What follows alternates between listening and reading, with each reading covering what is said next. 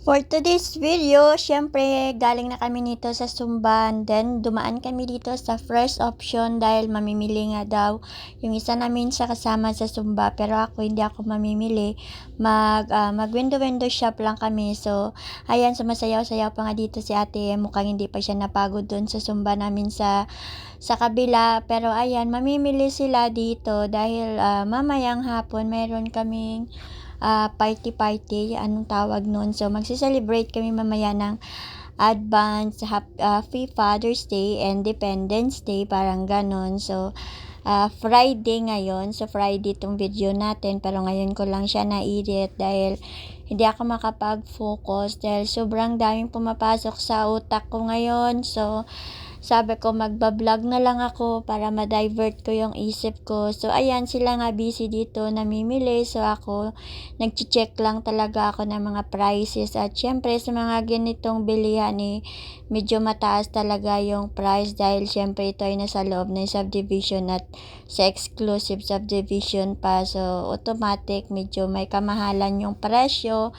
Kaya ayun, so hindi ako dito namili, nag-check lang talaga ako ng mga presyo at inaantay lang namin silang makapag-check out sa cashier and then uuwi na kami dahil nakisabay nga lang ako sa kotse nila para hindi na kami mamamasay. So bali 8 kami ngayong umaga, so yung dalawa nauna na dahil mayroon silang dalang e-bike. So ayun, kami naman 6 ay naiwan dahil dito nga kami nakasakay sa sasakyan ni Ate Medi. So ayan, so ganyan lang ang ginagawa ko kapag nagpunta ako sa isang lugar. So akala nyo naman nagwawaldas ako ng pera.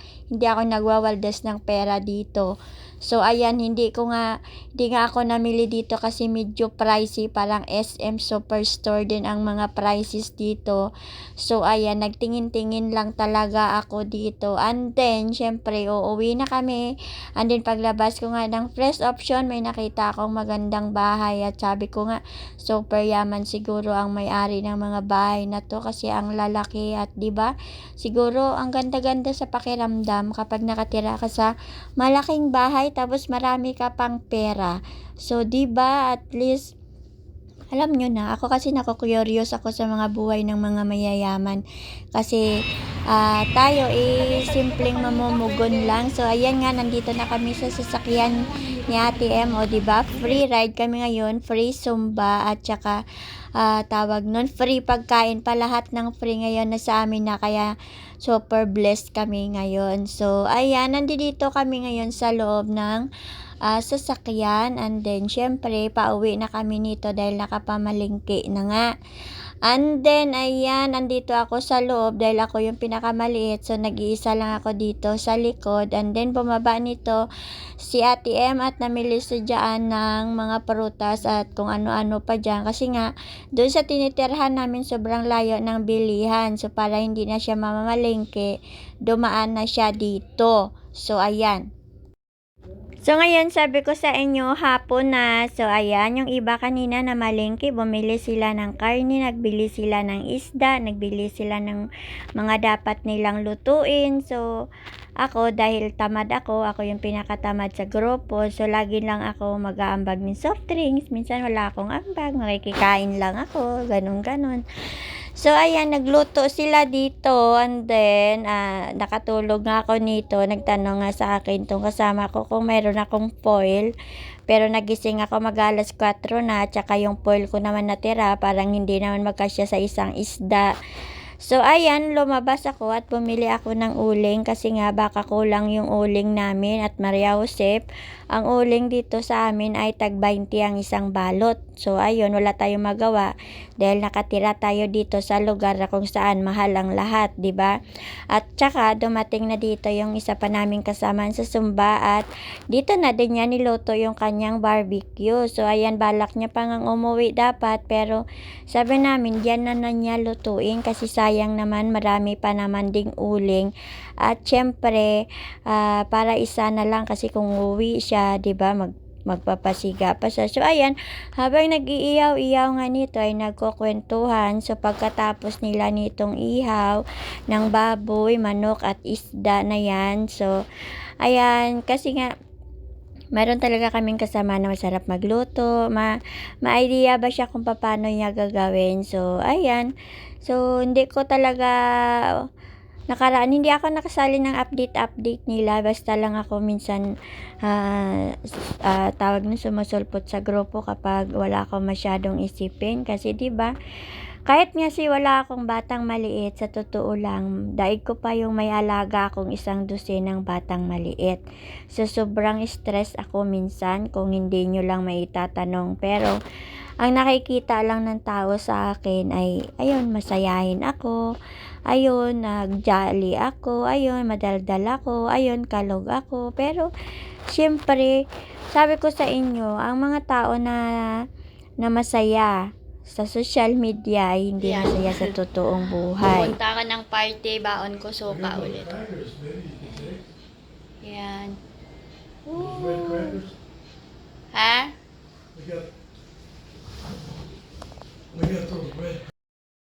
So, ayan, binitbit ko nga yung suka ko dito at sabi nga ni Kano, magdala daw ako ng mga biskwit dito kasi nga sabi ko sa kanya, wala akong ambag dito sa party na to.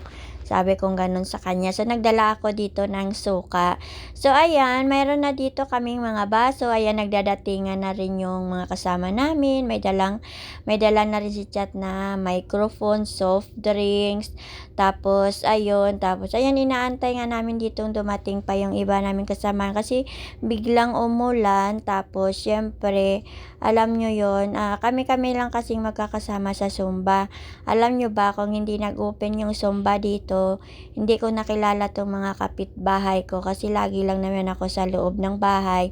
Nagbibilang ako ng 4 na poste, binibilang ko kung anong petsa na, tapos binibilang ko kung maaabot pa yung budget natin sa susunod na buwan.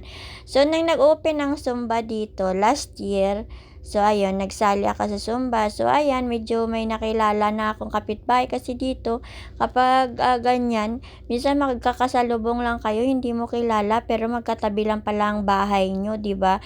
So, ayan, mayroong puto, dala yan ni Mylene. So, ayan na si Joanne, may dala siyang mga soft drinks. Ayan, may mga baso siyang dala. Ayan, galing yan doon sa kabila, kanila Ate Vivian. So, ayan.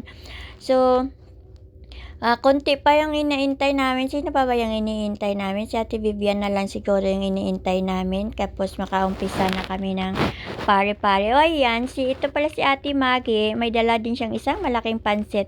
At sobrang sarap nga ng pansit ni Ate Maggie. So, pinagbuksan ko siya ng gate dahil may dala siyang speaker. So, hindi niya mabuksan yung gate. And then, ayan, nagdagdag nga kami ng soft drink. So, ayan, nagambag lang ako dyan ng Coke at saka Sprite. So, ang tawag namin dyan is cookie at saka Sprite. So, ayan. So, nilalatag na namin lahat yan. Ganyan kami kapag may mga party-party, nag-uusap-usap sa group, tapos magsishare-share kami ng mga pagkain, tapos dadalhin namin dito. Dito kami lagi nagpa-party, dito sa katabi kong apartment, kasi dito is medyo may space siya, tapos wala siyang alagang aso. So, sa bahay kasi namin, gusto ko rin dapat mag-party-party, kaso lang, maliit ang space, tapos meron akong alagang aso na hyper. So, ayan, dito kasi medyo welcome, everybody is welcome kasi nga syempre, kumbaga palagi na kami dito nag-party-party. Dapat sa labas kami mag-party-party, pero syempre, buti na lang nandito kami sa loob kasi biglang bumaksak ngayong ulan. So, ayan, nung nandito na kami sa loob, 'di ba, safe na kami at syempre magba-video kami ngayon. Iko-connect na lang namin sa speaker na ginagamit namin sa Zumba. So, ayan, kahit papano is sobrang saya namin. So, kami ngayon ang magsi-celebrate ng Happy Father's Day kasi ito is June 15. Ngayon ko lang siya na-edit dahil syempre madami akong mga pending videos dito sa cellphone ko na hindi ko pa siya na-i-edit kasi minsan alam nyo na may mga ginagawa din ako. So, katulad ngayon, nagda-divert ako ng isip ko. Sabi ko, i-edit ko muna yung video namin ng nakaraan. So, ayan pala si Chad, yung nakayelo si Ate.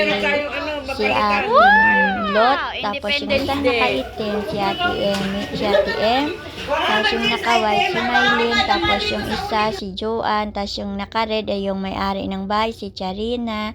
Ayan na sila. So, dito kami ngayon makikigulo sa bahay niya. Guguluhin namin dito ngayon yung bahay niya na inayos niya para sa amin. And then, ayan si Joanne, isi-set up niya ngayon tong TV kasi lahat kami hindi marunong, wala kasi nito sa bundok. So, yung gagamitin namin is ang kanyang cellphone. So, naglabas pa nga si Charina dito ng Barquillos, galing pa yan sa Bacolod. So, ako naman tinikman ko yung baboy na kanilang inihaw dahil sobrang sarap nga nito. Ako talaga yung unang tumikim nito. So, ayan sila, nagaantay pa sila ng go signal. Kasi yung isa namin kasama dito, si Ate Beauty, wala pa, pero nagpadala na siya ng dinuguan.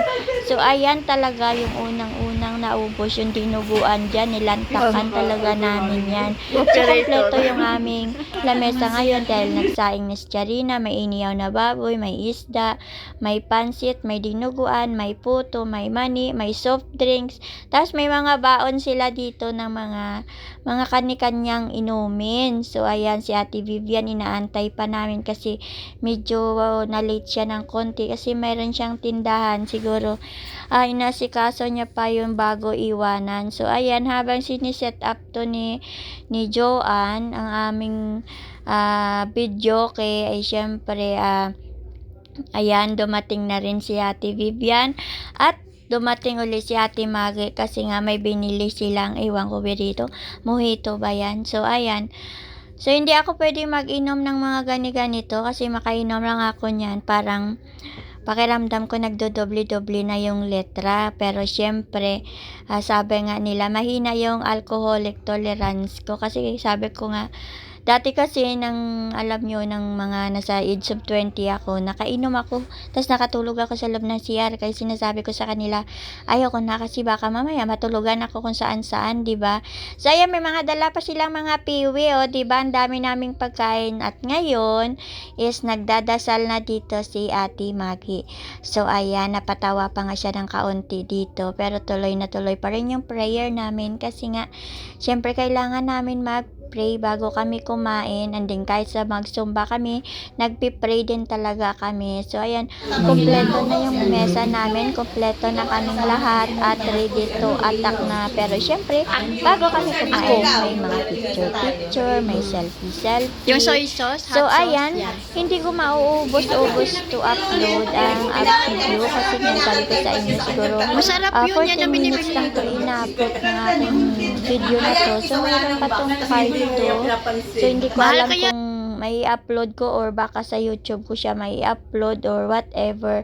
So, ayan na si Ate Vivian, gumigiling na kasi na-set up na yung ating video case. So, ayan, mabuti na lang talaga na andyan si Joanne. So, kasi pag kami lang, baka ang mangyayari sa amin ay magkakanta na lang talaga kami na walang microphone dahil hindi namin makonek-connect yung mga cellphone namin. At saka, syempre, ayan si Mylene. Minsan lang talaga si Mylene kasama sa amin dahil busy siya at may trabaho. So, ngayon nakasali siya kasi nga sabi namin i-celebrate natin yung ating Independence Day at Father's Day. So, ayan, kompleto kami lahat. Ilan kami dito? Dapat siyam kami dito kaso lang, hindi dumating si Ate Violi kasi nga medyo na traffic daw siya. Pero, inaantay pa rin namin siya, baka magbago yung isip niya. So, ganito lang talaga kasimple yung aming samahan. So, kung saang bahay may available, doon kami makikigulo.